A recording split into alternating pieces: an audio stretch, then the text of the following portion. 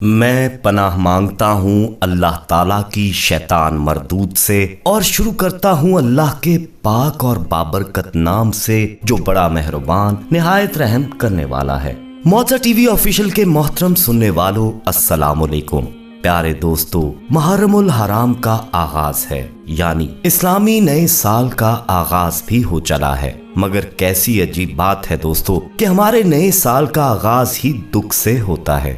दुख जो मुसलसल और खुशियां चार पल की हुआ करती हैं। दोस्तों, मदीने के लोगों का कहना था कि हमें मुहर्रम का चांद निकलने की इत्तला आसमान देखकर नहीं होती थी, बल्कि इमाम ज़ैनुल आबिदीन के घर से रोने की बुलंद सदाएं सुनकर पता चल जाता था कि मुहर्रम का चांद नजर आ गया है। प्यारे दोस्तों, जब इमाम हुसैन अलैहिस्सलाम को शहीद कर दिया गया और उनका सरे मुबारक कूफा से शाम की तरफ यजीद के पास ले जाया जा रहा था, तो रास्ते में एक ऐसा मौजज़ा रूनुमा हुआ कि ईसाई राहब मुसलमान हो गया।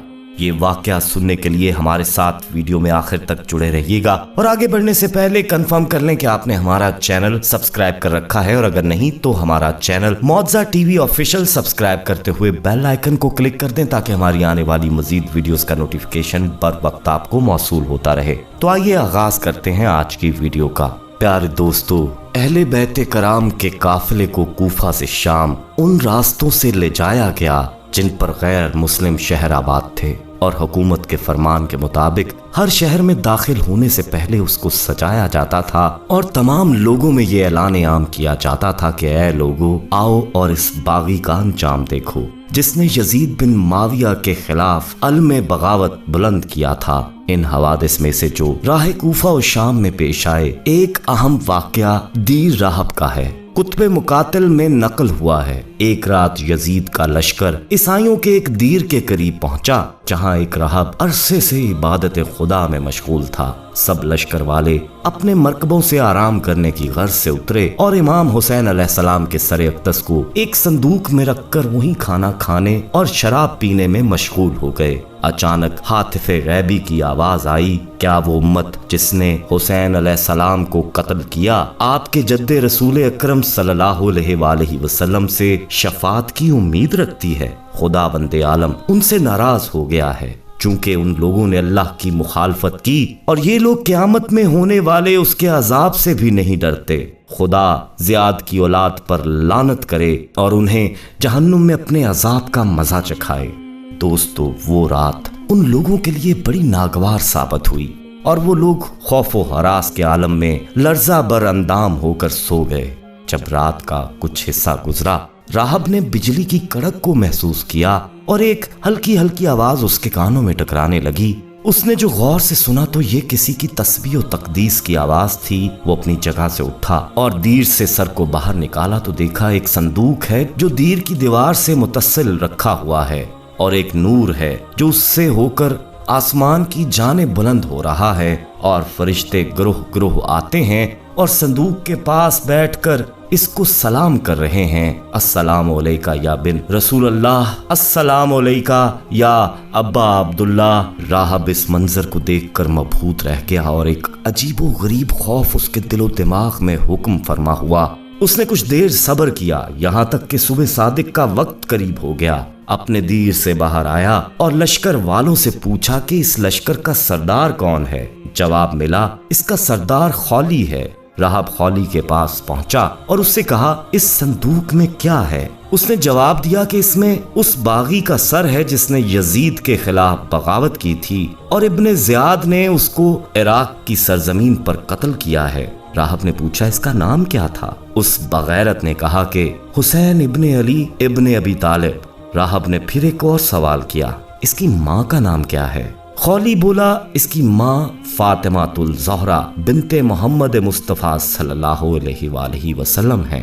राहब ने अपना सर पीट लिया और कहा कि खुदा तुम्हें गारत करे। हमारे उलमा कहते हैं जब भी कोई साहबे मनसब इंसान कत्ल होगा तो आसमान से ताज़े खून की बारिश होगी, और आसमान से ताज़े खून की बारिश उस वक्त होती है जब कोई पैगंबर कत्ल किया जाता है या किसी पैगंबर का जानशीन कत्ल किया जाता है। खौली, अगर हो सके तो कुछ देर के लिए इस सर को मुझे दे दे। खौली ने कहा, हम उस वक्त तक इस सर को संदूक से नहीं निकाल सकते जब तक इसको यजीद के सुपुर्द ना कर दें और इससे अपना इनाम ना ले लें। राहब ने कहा, यजीद इस सर के एवज तुम्हें कितना इनाम देगा?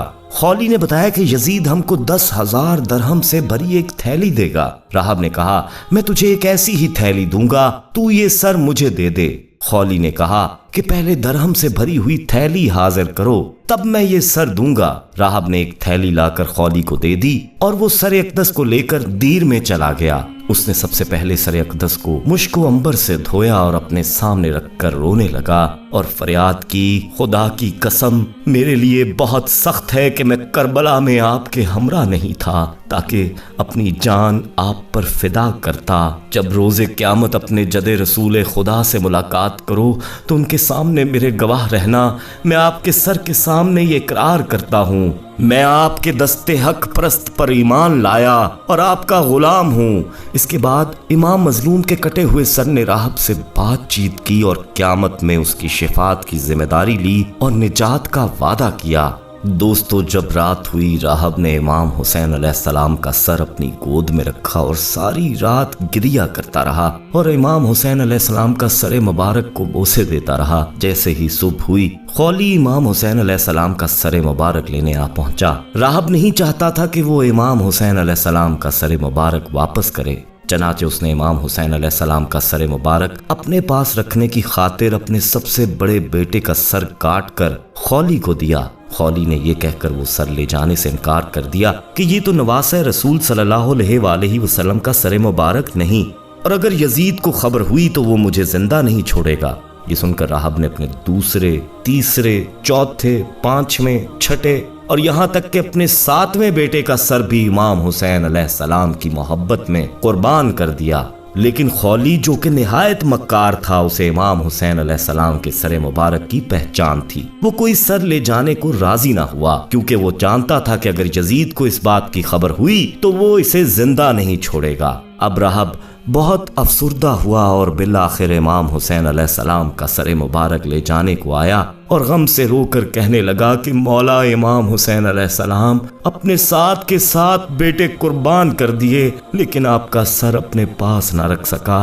उसी वक्त मौला हुसैन अलैहिस्सलाम का सर मुबारक कलाम करने लगा और राहब से फरमाया, मेरे कटे सर से खून लेकर अपने हर बेटे के गले पर लगाओ और सबके सर धड़ से जोड़ो। राहब ने ऐसा ही किया और मौजज़ा इमाम हुसैन अलैहिस्सलाम से राहब के सब बेटे जिंदा हो गए।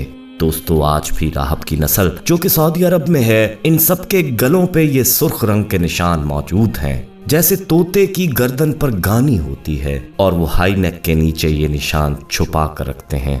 दोस्तों, फिर उस राहब ने सर अनवर को उनके हवाले किया और उन लोगों ने सर अनवर दोबारा संदूक में रखा और रवाना हो गए। जब दमिश्क के करीब पहुंचे तो कहने लगे कि हम 10,000 दिनार आपस में तकसीम कर लेते हैं, अगर यजीद देख लेगा तो हमसे छीन लेगा। चनाचे संदूक खोलकर दिनार की थैली जैसे ही खोली तो क्या देखते हैं कि वो दिनार ठीकरी बन चुके हैं। दोस्तों, अल्लाह ताला फरमाते हैं कि जालिम जो कुछ करते हैं अल्लाह ताला को उससे हरगिज बेखबर मत समझो।